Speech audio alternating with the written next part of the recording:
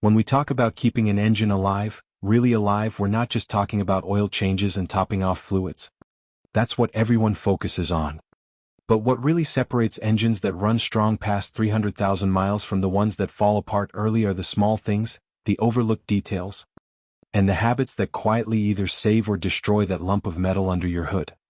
Let's start where most people never even look: the crankcase ventilation system. That little PCV valve and its hoses aren't glamorous, but they're critical. Over time they clog up with oil vapor and sludge. When that happens, pressure builds inside your engine. Seals that are supposed to keep oil in start leaking. Gaskets fail. You end up with oil burning off, and soon you're topping up every other week and wondering why your engine's running hot or losing power. A quick check, a cheap replacement, that's all it takes to dodge this slow killer. Next up, fuel delivery. People trust their fuel system because it seems invisible. But dirty injectors don't atomize fuel the way they should. Instead of a clean mist, you get dribbles and droplets, and that throws off combustion. Carbon builds up on valves. Pistons run hot. Detonation, engine knock creeps in. And that's how you go from smooth power to burned valves and scored cylinder walls. A good fuel additive now and then, or even better, proactive injector cleaning, it's simple insurance. But the engine breathes through more than fuel.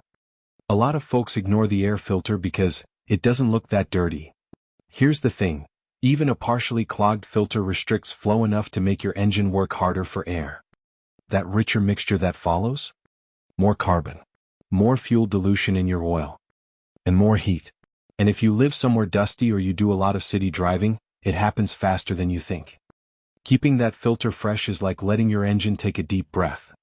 And while we're on heat, let's talk cooling system, because heat is the slow poison of engines. Most people think about coolant levels, maybe the thermostat.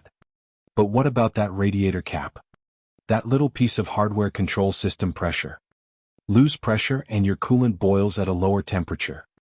Boiling coolant doesn't cool. You get hot spots, warped heads, blown gaskets.